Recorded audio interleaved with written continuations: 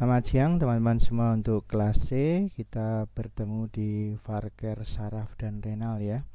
Hari ini kita tidak bicara dulu topik saraf renal, tapi kita akan bicara bagaimana kita akan melakukan aktivitas kita dalam beberapa pertemuan mendatang.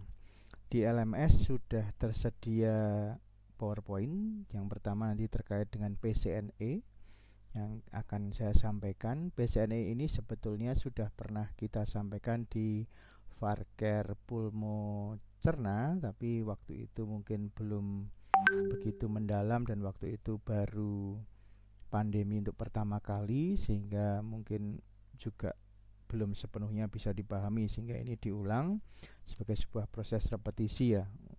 Lalu kemudian ada sebuah contoh aplikasi PCNE, penerapan PCNE maksud saya, di sebuah artikel publikasi tentang DRP pada chronic renal disease. Lalu kita akan bicara learn with BPL, jadi kita akan bicara tentang diskusi kasus saraf renal dengan proses problem based learning yang mungkin cukup berbeda dengan yang pernah Anda temui, mungkin seperti itu. Lalu ada kasus saraf renal yang nanti akan menjadi tugas Anda setelah selesai kuliah ini, yang bisa diakses pada hari ini mulai jam 2, dan saya harapkan sebelum lebaran minggu depan, jadi tanggal 13 atau 14, Anda bisa upload di LMS terkait dengan hasilnya. Untuk form pengerjaan tugasnya akan saya upload besok, masih saya akan perbaiki. Jadi hari ini Anda baca-baca dulu aja, lalu menyampaikan hasilnya pada form yang akan saya upload besok ya. Itu seperti itu. Jadi hari ini kita selama kuliah akan bicara seperti itu. Oke, saya stop share dulu.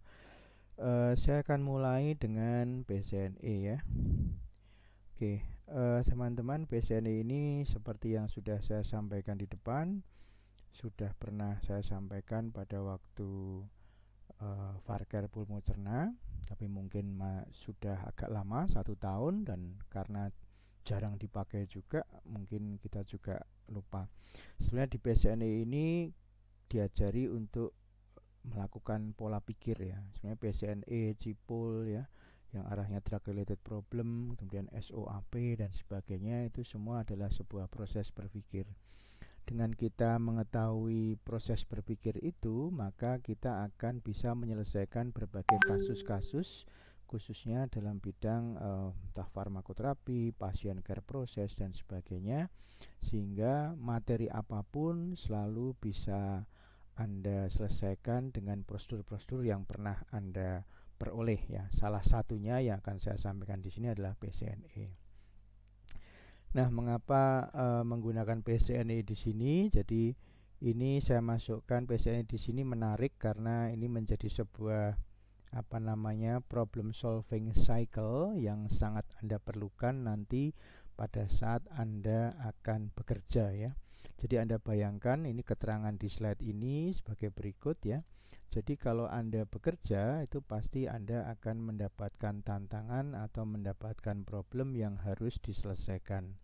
Dalam menyelesaikan semua proses, sebetulnya guideline untuk menyelesaikannya itu secara generik itu ada yang kita sebut sebagai problem solving cycle. Nah, untuk problem solving cycle ini secara garis besar ada di sini, yaitu waktu Anda memperoleh problem atau memperoleh tantangan atau memperoleh akan mendesain hal-hal yang akan Anda perlukan, misalnya Anda yang pertama kali harus dilakukan adalah Anda mencari data dan informasi ya. Mencari data dan informasi adalah suatu hal yang penting yang bisa Anda lakukan kalau Anda di depan laptop. Anda bisa akses internet ya. Kemudian Anda bisa browsing ya, semuanya itu bisa dilakukan. Semua informasi bisa dicari melalui internet. Kalau seandainya itu tidak dilakukan itu, Anda bisa melakukan survei ya. Survei itu bisa secara internet maupun tidak ya. Anda juga bisa bertanya. Jadi intinya mendapatkan data dan informasi itu dengan semua cara, baik offline maupun inline. Kelengkapan data dan informasi yang Anda peroleh akan bisa membuat Anda mengerti, misalnya Anda sedang dihadapkan suatu problem ya, atau kasus misalnya seperti itu. Nah, kalau data dan informasi ini sudah Anda peroleh dengan baik, maka tiba saatnya Anda untuk menentukan problem. Ya, untuk menentukan problem ini diperlukan kelengkapan data dan informasi yang sangat lengkap. Nah, kalau problem itu sudah teridentifikasi, maka langkah selanjutnya adalah menentukan solusi. Nah, sebelum menentukan solusi, tentunya solusi itu haruslah sebuah solusi yang dipilih dari beberapa alternatif solusi. Jadi misalnya ada problem A begitu ya, maka sebelum Anda memberikan solusi untuk mengatasi problem A begitu, Anda harus memiliki alternatif solusi yang pertama, alternatif solusi yang kedua, dan alternatif solusi yang ketiga. Baru lalu Anda bisa menetapkan solusi. Nah, disinilah proses berpikir ini akan dikaji juga ya, itu seperti itu. Jadi kalau dari di gathering information atau mencari data, Anda mungkin akan bertanya, data apa yang saya cari?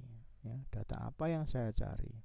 Mengapa saya mencari data itu? Dan bagaimana cara saya mencarinya? Itu adalah 3 pertanyaan kunci.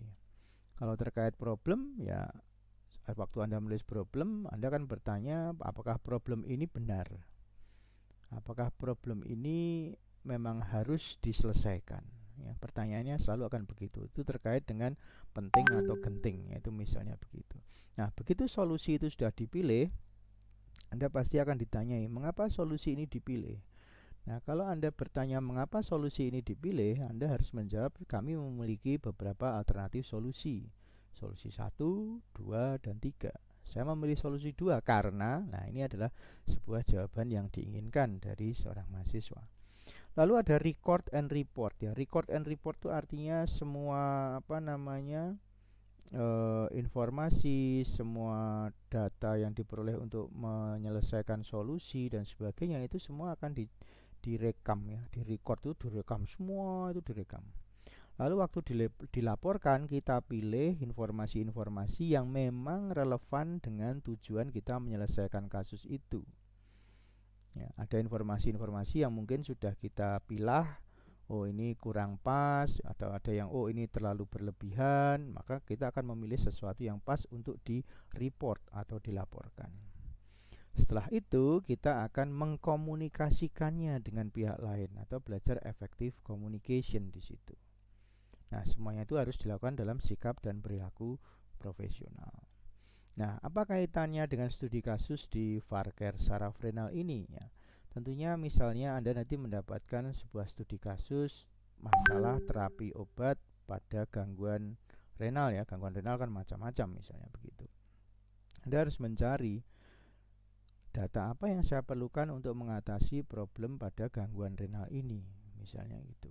Kalau di situ ada obat-obat untuk menentukan atau untuk terapi obatnya, Anda harus mencari ini obat apa sih, gunanya apa, ya, khasiatnya apa dan sebagainya. Baru akhirnya Anda menentukan problemnya, lalu solusi, kemudian dibuat laporan, baru dikomunikasikan dalam kerangka sikap dan perilaku profesional. Jadi apa yang Anda lakukan pada pertemuan ini ya, dan ini bukan hal yang baru untuk Anda. Ini tentunya adalah sebuah miniatur dari proses pekerjaan Anda di masa depan ya. Anda mungkin sudah pernah belajar SOAP. Mungkin Anda sudah pernah belajar drug related problem dari Cipul. Ini salah satu yang lain yaitu dari PCNE. Dan dengan belajar cukup banyak, maka Anda akan bisa menarik benang merah mana sih yang paling pas untuk kondisi yang saya hadapi. Ya, dengan memiliki berbagai macam tools, maka nanti Anda akan bisa memilih dan syukur-syukur bisa mengkaitkan atau membuat benang merah antar berbagai tools itu. Nah, sekarang kita masuk ke PCNE ya. PCNE yang kita bawakan ini adalah 8.01. Sebetulnya ada yang lebih baru 9.1, tapi saya pakai 8.1 saja karena 8.1 pun tidak banyak yang ada informasi terkait ini karena ini masih tahun 2019, yang 9.1 malah 2020 ya, jadi lebih baru lagi. Nah, kalau kita bicara PCNE itu ada 4 kotak di sini. Ini dalam arti dalam bahasa Inggris ya. Ada problem atau ada masalah terkait terapi obat, terus ada penyebabnya, kausanya, lalu ada care plan dan implement atau intervensinya, dan lalu kemungkinan penerimaannya. Nah, kita bicara adalah terapi obat ya. Anda semua adalah mahasiswa farmasi, tentunya kita akan bicara terapi obatnya. Kita bandingkan dulu dengan profesi dokter ya. Pada waktu pasien datang ke dokter, maka dokter bisa meraba denyut nadi ya, bisa mendengarkan detak jantung dengan stetoskop, bisa mungkin melihat membuka mata bila di situ ada keluhan pada mata, atau bisa menyorotkan senter ke lubang telinga kalau itu memang ada gangguan di telinga, atau kalau misalnya Anda mengeluh untuk menelan sakit, maka Anda bisa membuka mulut dan dokter akan melihat apakah ada amandel yang bengkak atau apa sekalipun. Nah, dari pemeriksaan yang dilakukan dokter itu, dan memang kalau diperlukan ada pemeriksaan penunjang lain, maka dokter menentukan diagnosis. Ya, itu dokter. Nah, kalau kita farmasi itu kan tidak bisa seperti itu ya. Tapi kita punya media sebagai sarana kita untuk kontak juga dengan pasien. Kalau kontak dengan pasien dilakukan oleh profesi dokter secara langsung, kalau kita melakukan kontak dengan pasien itu melalui sarana obat di situ. Jadi begitu nanti dokter sudah menentukan diagnosis, lalu misalnya dia menindaklanjuti dengan penulisan resep, maka begitu resep ini digunakan oleh pasien, disitulah letak kerja dari farmasi yang pertama untuk dalam hal terapi obat. Sehingga dengan kita memahami masalah terkait terapi obat itu menjadi awal ya kita untuk kontak dengan pasien. Itu seperti itu. Nah, masalah terkait obat itu dalam PCNE hanya dikategorikan 3, yaitu terkait efektivitas terapi, keamanan terapi, dan lain-lain. Lain-lain di sini salah satunya misalnya cost effectiveness, misalnya begitu. Katakanlah Anda mendapatkan masalah terapi obatnya, yaitu khasiatnya tidak optimal. Misalnya demikian, misalnya. Wah, obatnya khasiatnya nggak optimal. Waduh, pasien mengalami efek samping nih akibat pemberian antibiotik. Misalnya begitu. Lalu Anda akan masuk ke kotak yang kedua. Kausanya apa? Penyebabnya apa? Atau drug related problemnya apa? Atau problem terkait obat yang digunakan oleh pasien itu apa? Apakah pemilihan obatnya yang keliru? Apakah bentuk sediaannya yang keliru atau bermasalah? Ataukah pemilihan kekuatan dosisnya yang tidak sesuai ya? Atau cara penggunaannya yang tidak tepat? Atau ketidakpatuhan pasien, atau proses persiapan untuk mempersiapkan obat itu. Nah, itu adalah deretan kemungkinan penyebab yang menyebabkan terjadinya kurang optimalnya khasiat dari obat yang digunakan, atau timbulnya resiko toksisitas atau efek samping dari penggunaan obat. Ini sangat penting ya, mengetahui problem dan mengetahui penyebab ini sangat penting. Dengan kita benar mendapatkan masalah terapi obat dan kita benar dalam menentukan penyebabnya atau drug related problemnya, maka langkah ke kanan yaitu membuat care plan dan implementasinya adalah sesuatu yang tentunya harapannya benar untuk dilakukan. Karena kita tahu rootnya, kita tahu root of problemnya, yaitu yang di paling kiri ini, seperti itu ya. Nah, setelah kita tahu penyebabnya atau drug related problemnya, maka kita akan masuk ke care plan dan implementasi. Kalau misalnya ada masalah terapi obat terkait dengan efektivitas misalnya, kita bisa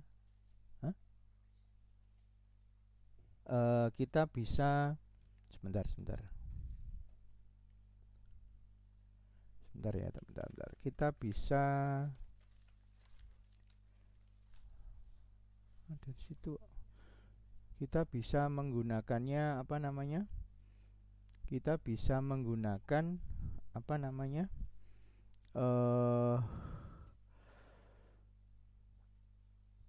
kita akan mengintervensinya itu apakah kita akan mengkomunikasikan dengan profesi kesehatan lain? Apakah kita akan mengkomunikasikannya atau memberikan informasi pengobatan pada pasien?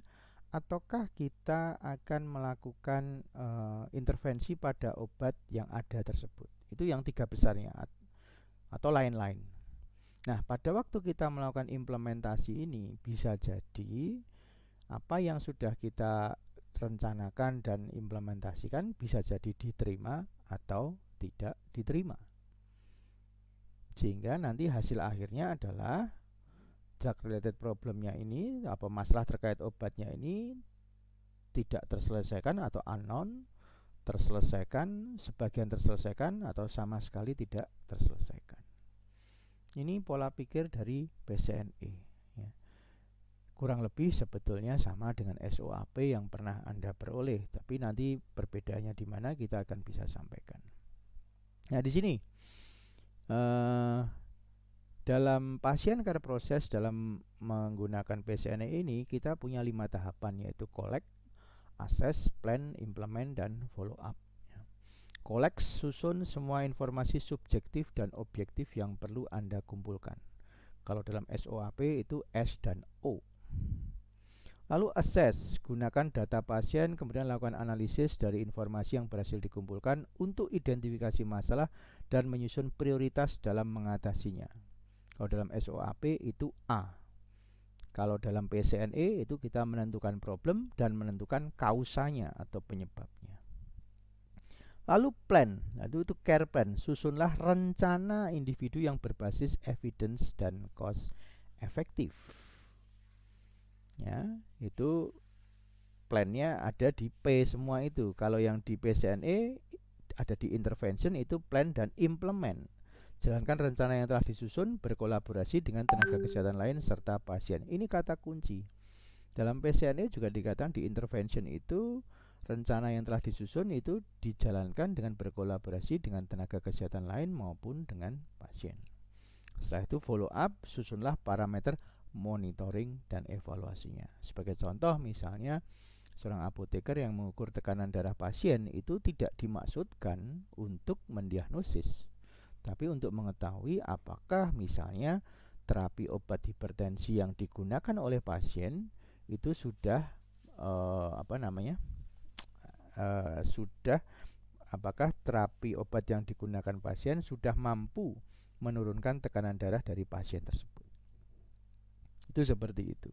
Jadi sekali lagi misalnya penggunaan data-data laboratorium yang dibaca oleh seorang apoteker itu bukan untuk menentukan diagnosis, tapi untuk melakukan monitoring terhadap terapi obat dan melakukan evaluasi apakah target pengobatan itu sudah tercapai. Itu seperti itu.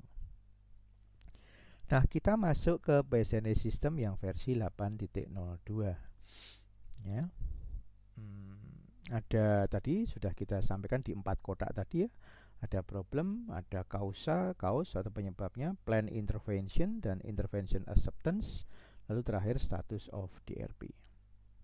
Kita lihat problem ya. Terapi obat. Artinya apa? Obat digunakan untuk mengobati seorang pasien. Obat yang digunakan untuk mengobati pasien itu harus obat yang bermutu. Dan mutu obat itu sudah dijamin oleh pihak industri pembuat dan sudah dijamin oleh sarana distribusi yang menyalurkan, sehingga sebelum sampai ke tempat layanan klinik maka obat itu tentunya memenuhi standar mutu tertentu. Kalau sudah diberikan pada pasien, maka yang kita bicarakan ada kemungkinannya ada 3. Apakah obat itu berkhasiat? Di situ tertulis sebagai treatment effectiveness. Apakah obat itu aman? Treatment safety dan lain-lain. Apa yang dimaksud dengan efektivitas obat? Apa yang dimaksud efektivitas obat? Dikatakan misalnya P11 itu obat tidak efektif atau gagal. P12 terapi dengan obat tidak optimal. P13 terdapat simptom atau indikasi yang belum mendapatkan terapi obat. Jadi kalau kita bicara, wah obatnya nggak berkhasiat ini sebagai sebuah problem dalam studi kasus, berarti kemungkinannya ada 3. Obatnya gagal, obatnya tidak optimal, atau ada gejala atau indikasi yang belum diterapi. Kemudian kalau obat itu tidak aman, ada efek samping. Ya, jadi itu namanya P21 adverse drug event. Jadi resiko keamanan yang terjadi, bisa efek samping, bisa efek toksik. Baik yang aktual maupun potensial. Aktual itu yang nampak, yang betul-betul terjadi pada saat itu. Kalau potensial yang kemungkinan terjadi. Ya. Kalau di di keamanan kita bisa bicara apakah efek sampingnya terjadi ataukah potensial terjadi. Kalau masalah khasiat ya bisa juga aktual terjadi tidak terpenuhi goal terapinya, atau potensial goal terapinya itu tidak terpenuhi kalau misalnya dosisnya kurang atau pasiennya tidak patuh. Lalu problem yang ketiga yaitu lain-lain, bisa terkait misalnya cost effectiveness P31, atau ada obat yang tidak diperlukan P32. Nah, teman-teman semua, teman-teman mahasiswa, penentuan problem ini adalah sesuatu yang mendasar. Ya, sesuatu yang sangat penting. Kalau misalnya penentuan masalah terapi obat atau problem ini tidak pas, ya, misalnya kita menyebutnya terapi obat tidak optimal, padahal seharusnya terapi obat itu gagal, itu tentunya akan berdampak pada, kalau kita ke sebelah kanan, penyebabnya atau kausanya itu apa. Itu akan berdampak. Jadi tolong hati-hati dalam PCNE ini. Salah satu titik kritis adalah yang pertama, yaitu penentuan problemnya. Nah, nanti kalau problemnya sudah ketahuan misalnya, maka kita akan beralih ke sebelah kanan ini. Apakah obat yang diberikan itu memang bermasalah? Apakah bentuk sediaannya yang bermasalah? Itu yang kedua. Yang ketiga, apakah kekuatan yang dipilih dosisnya itu bermasalah? Ataukah durasi treatmentnya yang bermasalah? Itu terkait dengan prescribing. Ya, 1, 2, 3, 4 prescribing. Terkait dengan dispensing, yaitu bagaimana terkait dengan apa yang ada pada waktu proses dispensing itu, entah misalnya informasinya tidak diberikan, salah obat, kekuatan maupun informasi yang diberikan untuk OTC, atau misalnya obat yang diberikan tidak ada, itu terkait dispensing. Lalu terkait yang penggunaan, itu terkait dengan misalnya drug use process, misalnya obat digunakan di bawah aturan pakai yang seharusnya, atau malah lebih, atau waktunya yang tidak tepat, yang disebut sebagai drug use process, atau ada masalah terkait pasiennya sendiri, atau lain-lain. Jadi drug related problem yang mengacu pada problem itu dibagi menjadi 3. Apakah ada hal-hal terkait prescribingnya, dari pemilihan obat, pemilihan bentuk sediaan, pemilihan kekuatan, sama durasi. Lalu terkait dispensingnya, penyiapannya, lalu terkait dengan usingnya atau penggunaannya. Jadi dari apa yang saya sampaikan dari satu slide ini, paling tidak teman-teman sudah mulai membayangkan, khasiat itu dikaitkan dengan problem terapi obat dikaitkan dengan khasiat, keamanan, dan lain-lain. Lain-lain contohnya cost effectiveness. Penyebab dari problem itu ada 3, terkait prescribingnya, dispensingnya, sama penggunaannya. Terkait prescribingnya apa? Seleksi obatnya apakah benar apa tidak, bentuk sediaannya sudah pas atau belum, kekuatan obat yang dituliskan sudah pas belum, lalu kemudian durasinya pengobatan sudah pas atau belum, lalu pada saat disiapkan dispensingnya, waktu mau diberikan pada pasien ada masalah enggak, lalu waktu digunakan terkait drug use process atau terkait pasien atau lain-lain itu bagaimana. Nah, ini pola pikir ini akan membantu kita untuk menyelesaikan berbagai studi kasus yang nanti menjadi sebuah simulasi ya dalam perkuliahan, supaya Anda bisa lebih cepat beradaptasi nanti di dunia kerja. Kemudian kalau Anda sudah mendapatkan penyebabnya atau kausanya tadi, lalu Anda akan menyusun care plan dan implementasinya. Kita lihat poin 1, 2, dan 3. Ya, implementasi bisa dilakukan, tadi katakanlah implementasi pada beberapa slide sebelum ini apa? Harus berkolaborasi dengan tenaga kesehatan lain dan pasien ya, atau serta pasien. Jadi kita bisa membangun relasi dengan prescriber atau dokter yang menuliskan resep obat tersebut. Kalau memang ada masalah terkait yang bisa diselesaikan dengan berkomunikasi dengan dokter. Atau bisa kita memberikan informasi obat yang lebih mendalam pada level pasien, entah keluarga pasien misalnya. Lalu atau bisa juga Anda melakukan intervensi pada obat itu tersebut ya. Entah formulasinya yang ternyata yang diresepkan anaknya nggak bisa menelan, harus diganti menjadi puyer. Apakah obat ini bisa dibuat puyer? Lah itu adalah Anda bisa melakukan intervensi di situ ya. Lalu pada waktu Anda melakukan intervensi itu jawabannya bisa diterima atau tidak diterima. Jadi Anda harus membayangkan nanti dalam membuat hasil dari diskusi kasus ini. Kasus ini kemungkinan kalau saya diskusikan dengan tenaga kesehatan lain diterima apa enggak ya? Paling bagus ya diterima dan disetujui ya, diimplementasikan. Tapi bisa juga Anda harus siap diterima tapi enggak implemented, enggak cocok saya, itu bisa terjadi. Ya.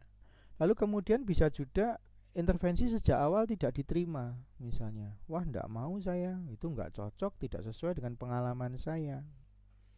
Wah enggak cocok, saya punya pengalaman yang berbeda untuk menghadapi pasien ini.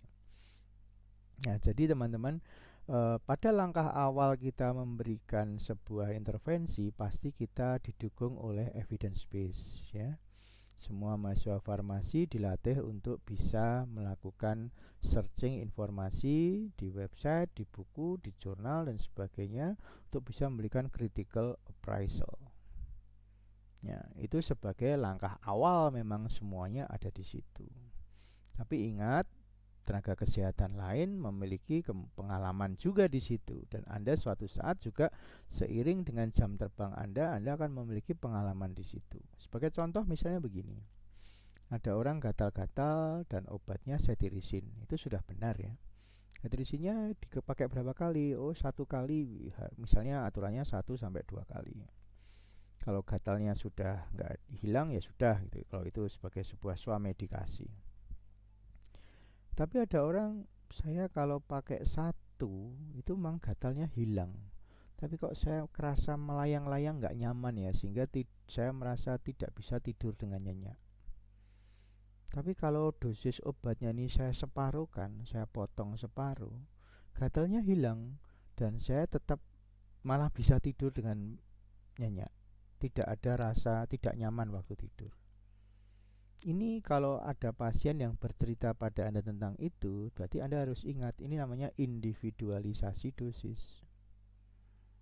Literatur mungkin mengatakan untuk menghilangkan gatal minumnya obat cetirizine 10 mg atau setara 1 tablet. Tapi ada orang-orang tertentu justru hanya membutuhkan setengah tablet dan itu pun gatalnya sudah hilang.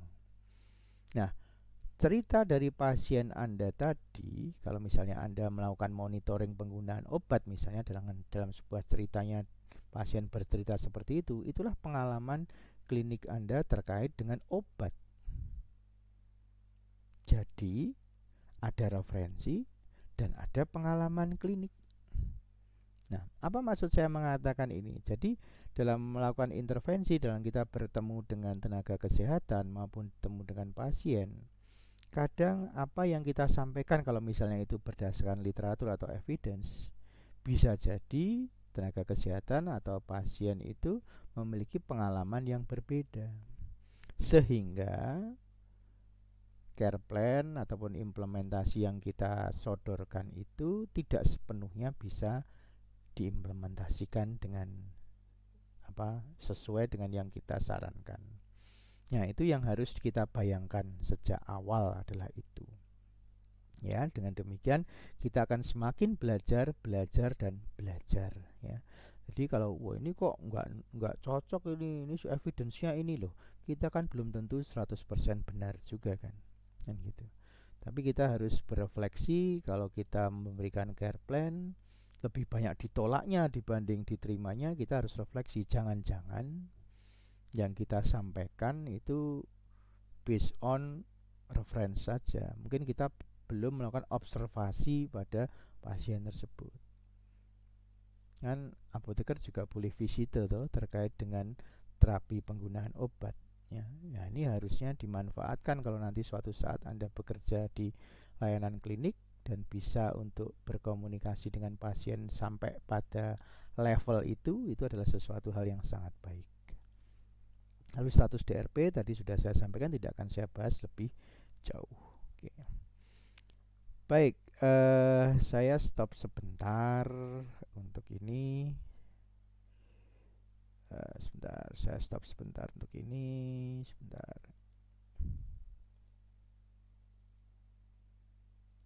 Apakah ada pertanyaan dulu? Silahkan.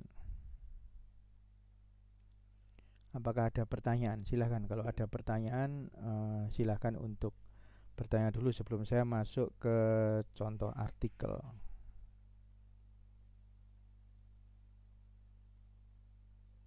Kalau dari saya belum Pak, karena masih mirip-mirip yang dulu pernah dipelajari.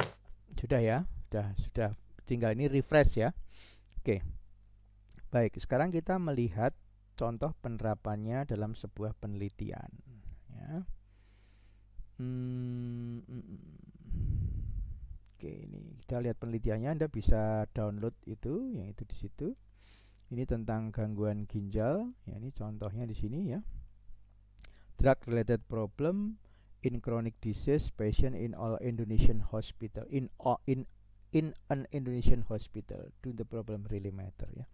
Objektifnya untuk identifikasi dan evaluasi DRP di pasien dengan penyakit ginjal. Nah, data ini bisa dimanfaatkan seperti apa? Nah, mari kita akan lihat ya seperti itu ya.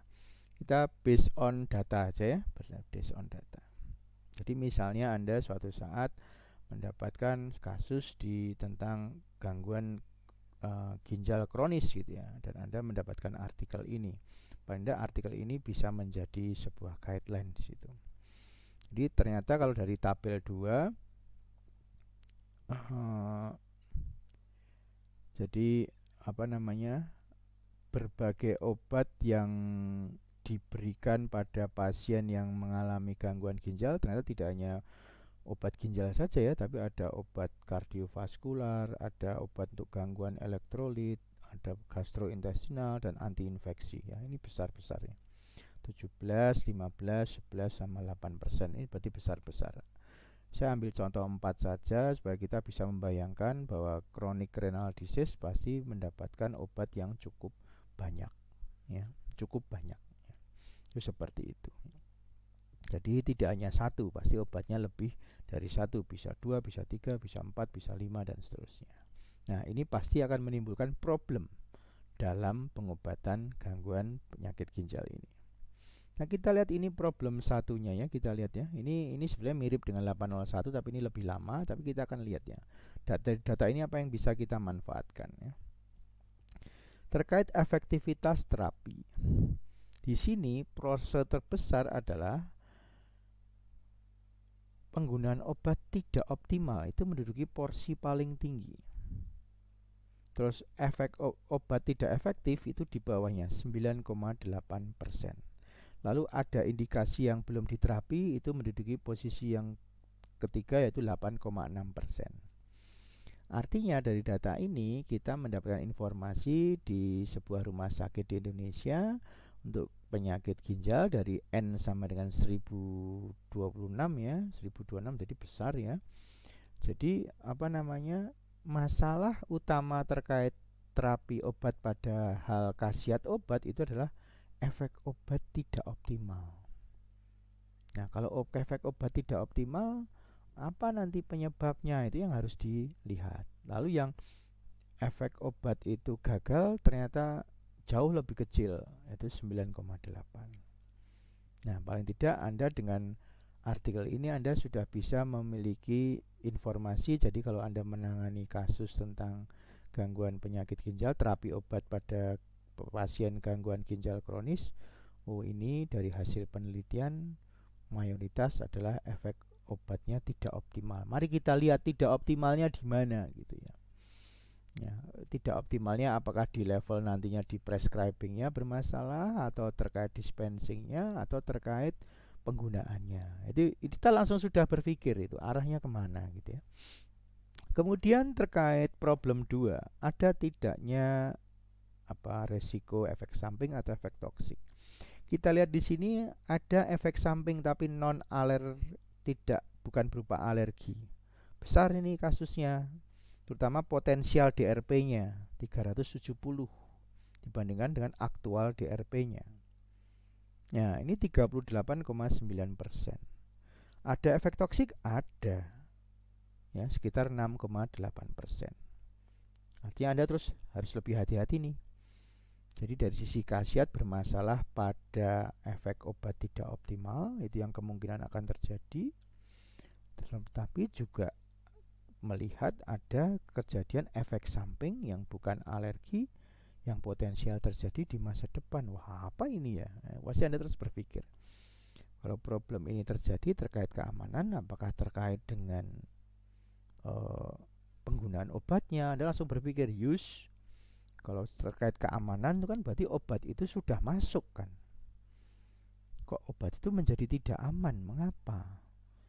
Anda mungkin bisa berpikir, oh iya ya, ginjal itu organ eliminasi ya. Jangan-jangan efek toksik ini karena obatnya sulit untuk keluar. Yaitu pikiran-pikiran yang muncul saja dilihat dari tabel 3 ini. Lalu problem 3 terkait treatment cost. Treatment cost ternyata kecil nih, terkait dengan harga atau obat yang tidak perlu ternyata relatif kecil ya. Jadi oke lah. Jadi problem 3 ada, tetapi ada problem 1 dan problem 2 yang harus diselesaikan lebih kuat di situ. Nah, kita lihat dari problem 1 dan problem 2 itu penyebabnya apa. Nah, ternyata kita lihat berbagai macam ya. Kita dilihat satu persatu dari seleksi obat ya. Seleksi obat ternyata angka paling tinggi di mana? Ada di inappropriate combination. Wah, ini menarik ini. Berarti pasien gangguan ginjal mendapatkan kombinasi obat yang tidak sepenuhnya cocok, yang memunculkan aktual DRP 32 dan potensial DRP 397. Totalnya 41,8% akan terjadi kemungkinan DRP yang besar akibat kombinasi obat yang tidak cocok. Melihat data ini, kalau nanti Anda punya kasus, apakah kombinasi antar obat A dan B, A dan C, B dan C dan D itu bermasalah apa tidak? Karena ada inappropriate combination. Ya, jadi Anda terus langsung bisa membayangkan, wah ini jangan-jangan kombinasi obatnya yang tidak pas. Seperti itu. Itu yang paling besar, itu yang paling besar ya. 32 dan 397. Yang lain relatif lebih kecil. Jadi Anda harus perhatikan pada kombinasi berbagai macam obat yang ada pada pasien tersebut. Karena tadi yang di tabel 2 tadi, obat-obat yang diberikan pada pasien gagal ginjal kronik kan macam-macam.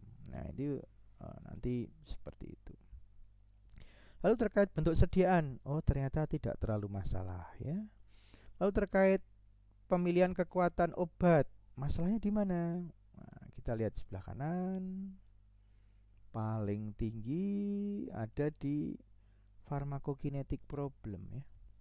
Jadi absorpsi, distribusi, eliminasi. Walaupun di PCNE 802 itu tidak ada ya, tapi ini menjadi sebuah informasi. Ada potensial DRP karena pharmacokinetic problem.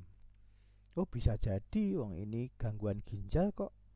Eliminasinya mungkin bermasalah, itu bisa Anda mengatakan itu. Atau dilihat di sini yang agak besar lagi, ini dosage regimen too frequent. Jadi penggunaan aturan pakainya terlalu sering. Terlalu sering mengapa ini? Cukup besar ini 9,3%. Dosage regimen too frequent. Berarti terlalu minum obatnya terlalu sering ini. Yang terlalu sering minum obat itu siapa? Apakah pasiennya yang terlalu sering minum obat atau tidak mengindahkan aturan obat, atau dari prescribingnya yang sudah pemberiannya terlalu banyak. Nah, ini kan kita bisa telusur kemana itu terjadinya. Ya, itu dari data yang ini. Ya. Kemudian kita lihat lagi durasi. Nah, duration too long ya, too long, tapi kejadiannya ini kecil sih, dari 1000-an ini kecil, tidak masalah. Drug use process ini juga ada kejadian, tapi jumlahnya hanya ini 97. Ini apa? Drug not taken atau not administrated at all. Jadi obat tidak diambil seluruhnya. Ya, itu bisa terjadi. Terkait pasien, pasiennya cukup baik nih, kayaknya bagus-bagus semua menggunakannya ya itu. Nah, jadi dari hasil ini kita terus, kalau kita memiliki data dan kita memiliki kasus, kita akan melihat, oh berarti kalau terkait gangguan ginjal kronik kita harus perhatikan terkait seleksi obatnya, terutama terhadap kombinasi, dan terkait dengan pemilihan kekuatan dosis obat. Ini di sini adalah dosis regimen too frequent, di sini harus hati-hati. Lalu kemudian terkait dengan drug use process, ini adalah mungkin obat tidak sepenuhnya diambil. Jangan-jangan cost effectiveness ini ya, jangan-jangan ya itu. Ya, drug not taken atau not administrated at all. Nah, ini dari kalau Anda punya kasus dan Anda punya artikel-artikel yang bercerita tentang itu bisa menjadi sebuah referensi awal. Kita mau kemana sih biasanya begitu. Karena ini kondisinya hospital atau rumah sakit di Indonesia, mungkin kondisinya juga lebih kurang mirip ya. Jadi ini jadi sebelum kita mengerjakan sebuah kasus, kalau kita bisa mendapatkan potret umum dari gambaran orang yang sakit di wilayah itu seperti apa, kita akan semakin cepat nanti untuk bisa menyelesaikan kasus tersebut. Baik, saya lanjutkan dulu. Nah, berikutnya bagaimana cara kita bekerja menyelesaikan kasus itu? Ini yang penting di sini ya. Kita akan bekerja dengan problem management cycle ya, dari problem based learning ya, seperti itu. Jadi kita akan bekerja dengan cara problem based learning di sini. Saya tidak akan semua saya sampaikan. Nah, strateginya adalah, jadi problem based learning ini sebuah cara belajar yang berdasarkan penemuan informasi yang dibantu dengan pendampingan di sini. Pendampingan di sini ya bisa dengan saya sebagai dosen yang ada di sini, atau bisa juga bersama mentor yang lain kalau memang itu diperlukan, misalnya begitu. Nah, yang penting adalah di sini strategi belajarnya ini adalah Anda harus aktif. Aktif untuk apa? Aktif untuk bertanya, aktif untuk mencari informasi. Itu adalah sebuah kunci ya. Anda harus sebagai seorang mahasiswa sendiri itu harus aktif untuk bertanya, aktif juga untuk memahami ini soal ini maksudnya apa, sehingga Anda bisa membentuk pengetahuan Anda sendiri sebelum Anda berkolaborasi dengan yang lain. Jadi Anda punya, oh ini menurut saya masalahnya adalah terkait efektivitas obat. Oh, menurut saya tambahan lagi ada potensial resiko efek samping 5 tahun mendatang. Lalu dikolaborasikan dengan teman-teman yang lain. Nanti kalau dengan kita berkolaborasi dengan yang lain, maka apa yang tidak kita lihat waktu kita belajar sendiri mungkin akan terbuka di situ. Oh iya, saya belum detail mengawasi tentang cost effectiveness. Oh, saya belum detail mengawasi itu ada simptom yang ternyata belum ditreatment. Itu hasil dari kolaborasi, itu akan mendapatkan informasi-informasi itu. Lalu dari hasil kolaborasi itu diharapkan Anda dan kelompok Anda akan mengkonstruksi pengetahuan baru. Ya, itu konstruktif. Lalu kita bisa, terakhir adalah reflektif. Apakah informasi yang kita perlukan sudah cukup? Apakah problem yang kita definisikan sudah benar? Solusinya apakah sudah tepat? Dan kira-kira rencana implementasinya apakah sudah sesuai ya? Karena kita bicara dalam konteks tadi PCNE, itu sesuatu yang kita refleksikan sebelum kita melangkah pada tahap berikutnya. Itu seperti itu. Nah, proses yang PBL yang kita sampaikan ini tidak karangan saya, tapi berdasarkan Smith dan kawan tahun 2011, di mana di situ kita akan belajar dalam berbagai tahap ya. Kita akan mengumpulkan data dan informasi dan menentukan problem yang disimbolkan dengan Anda nanti mencermati semua data yang sudah ada di kasus yang nanti dibuka jam 2 tadi nanti dan lalu menentukan problem dan DRP-nya. Ya, lalu Anda kumpulkan nanti di LMS, lalu minggu depan kita langsung masing-masing kelompok menyampaikan hasilnya. Ini loh yang problem yang saya temukan, ini loh DRP yang saya temukan. Lalu minggu depan kita akan bicara solusinya apa terhadap masing-masing yang sudah kita peroleh. Lalu yang terakhir kita buat presentasikan secara total dari problem, dari penyebab, kemudian dari care plan yang sudah ada, lalu apa yang akan kita lakukan dan itu akan kita bahas. Jadi sebuah soal dibahas dalam beberapa pertemuan. Memang kesannya membosankan, tapi sebetulnya hasilnya nanti akan lebih bagus. Kita sebutnya ini sebagai kegiatan yang namanya non multa sed multum atau belajar sedikit tetapi mendalam. Jadi dalam belajar ini karena Anda sudah angkatan 2018 ya, sebentar lagi akan skripsi dan sebagainya. Skripsi itu kan simbol belajar sedikit tetapi mendalam. Itu simbol skripsi sebetulnya adalah itu. Nah, sebenarnya seseorang belajar itu ya sebetulnya itu. Kita belajarnya itu nggak perlu banyak sekali, tapi belajar sedikit tetapi mendalam. Nah, kalau belajar sedikit tapi mendalam, yang diperlukan adalah learn how to learn atau belajar bagaimana cara belajar. Kalau kita sudah terbiasa menyelesaikan sebuah studi kasus dengan cara belajar yang sudah kita yakini bahwa itu mendalam, maka cara yang sama bisa kita lakukan untuk mengatasi berbagai kasus yang diberikan pada kita, baik dalam soal simulasi saat ini maupun nantinya di dunia kerja. Nah, nanti Anda nanti jam 2 membuka soalnya, silahkan didiskusikan dalam kelompok ya di luar kelas. Kemudian besok saya uploadkan form untuk menuliskan hasilnya dan Anda kumpulkan ya kalau bisa minggu depan lah seminggu ya, walaupun itu libur lebaran kan tinggal diupload saja di LMS supaya saya bisa baca lebih dulu. Lalu minggu depan Anda menyampaikan hasil diskusi Anda terkait penentuan problem dan DRP-nya tadi. Itu pertemuan pertama untuk menyelesaikan kasus yang sudah kita posting di LMS. Pertemuan berikutnya kita menuliskan solusi. Pertemuan berikutnya adalah kita menentukan solusi. Ya. Pertemuan ketiga adalah kita menyampaikan makalah yang kita presentasikan berdasarkan problem, DRP, lalu care plan yang sudah kita perbaiki semua hasil dari diskusi 2 pertemuan. Lalu kita bahas mengapa kita memilih problem itu, mengapa kita memilih DRP itu, dan mengapa kita memilih care plan atau intervensi itu. Ya, jadi sebuah soal dikerjakan dalam 3 pertemuan. Saya berharap setiap kelompok bekerja secara mandiri. Jangan berkomunikasi antar kelompok, tapi berkomunikasilah dalam kelompok. Mengapa demikian? Ya, pendapat kelompok 1 dengan kelompok 2 atau kelompok 3 bisa jadi topik yang dibahas sama, PCNE yang jadi acuan sama, tapi bisa jadi cara penentuan problemnya, cara penentuan DRP-nya atau pemilihan care plan-nya bisa saja bervariasi. Tergantung sudut pandang masing-masing, tergantung berapa banyak informasi yang bisa diperoleh oleh masing-masing kelompok.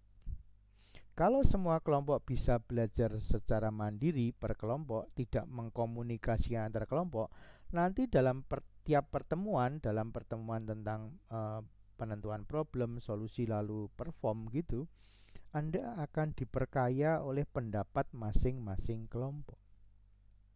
Akan terjadi proses diskusi yang sangat dinamis kalau setiap kelompok nanti melakukan sesuai dengan apa yang saya sarankan.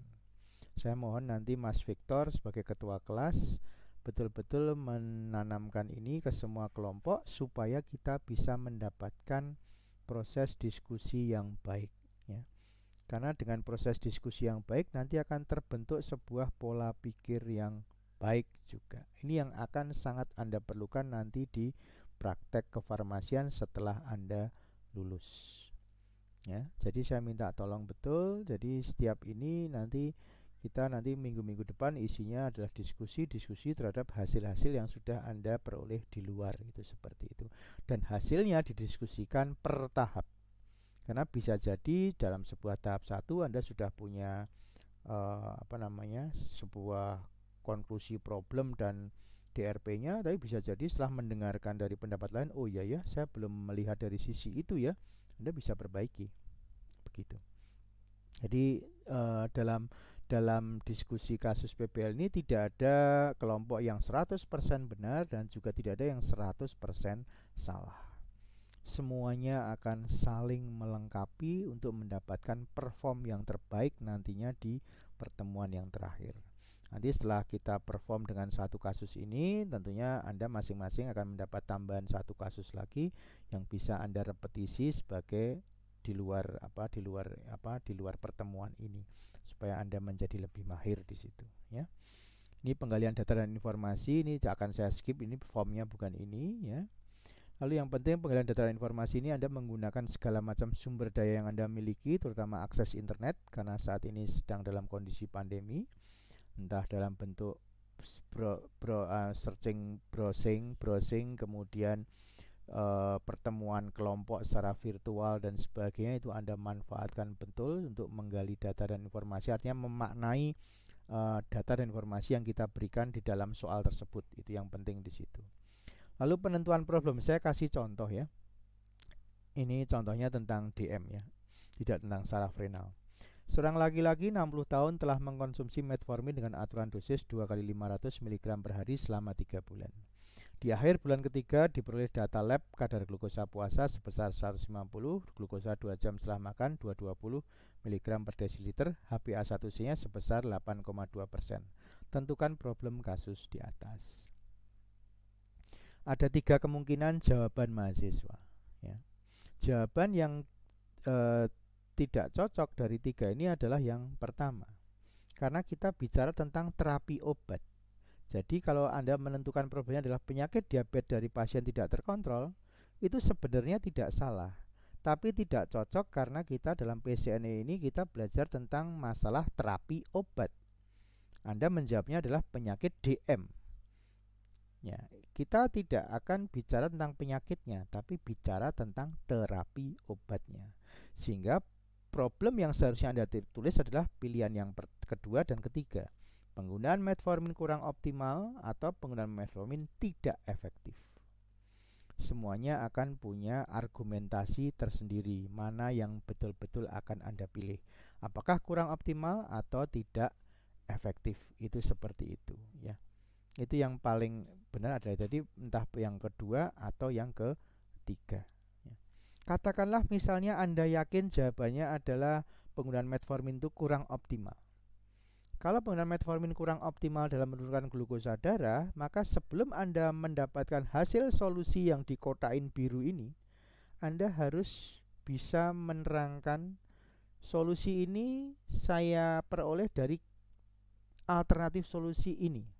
Alternatif solusinya yaitu diperlukan peningkatan dosis metformin menjadi 850, diperlukan tambahan obat golongan baru sulfonylurea, atau diperlukan tambahan obat baru yaitu insulin basal. Lalu Anda menganggap satu kelompok itu, oh ternyata jawaban kita tambahan obat golongan baru sulfonylurea. Tentunya akan ada pertanyaan, mengapa itu yang dipilih, mengapa bukan yang satu, mengapa bukan yang tiga, lah itulah nanti yang akan dibahas. Nah, disitulah diskusi kita akan semakin beragam di situ, ya. Ini yang penting adalah di situ. Pencatatan pelaporan terkait dengan form-form yang ada di berbagai peraturan itu perlu diketahui. Lalu kemudian terkait komunikasi efektif, misalnya nanti hasil Anda itu memerlukan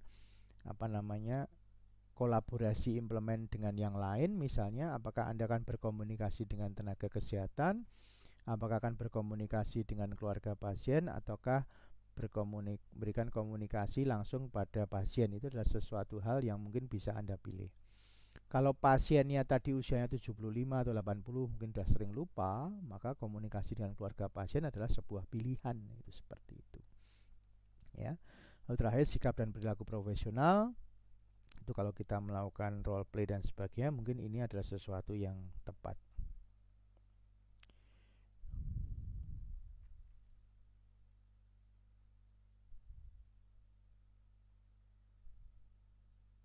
Oke, begitu.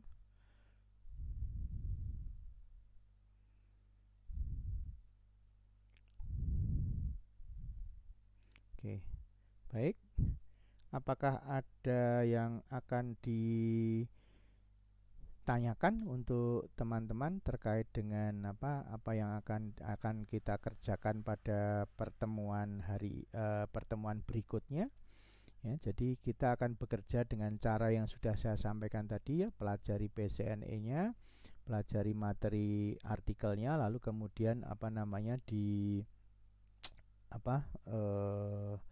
belajar PBL-nya. Jadi nanti kalau Anda mendapatkan kasus, tolong dilihat dulu apakah pasien sudah mendapatkan obat, lalu apakah dosisnya sesuai, apakah obatnya berkhasiat, apakah obatnya aman, dan apakah pasiennya patuh. Itu adalah 5 kata kunci yang harus Anda tanyakan terkait terapi penggunaan obat pada kasus yang akan Anda download pada jam 2 nanti. Itu seperti itu. Ya. Saya rasa itu yang saya sampaikan. Jadi bagaimana kita akan bertemu pada pertemuan-pertemuan berikutnya sudah saya sampaikan secara lengkap dari awal sampai dengan akhir.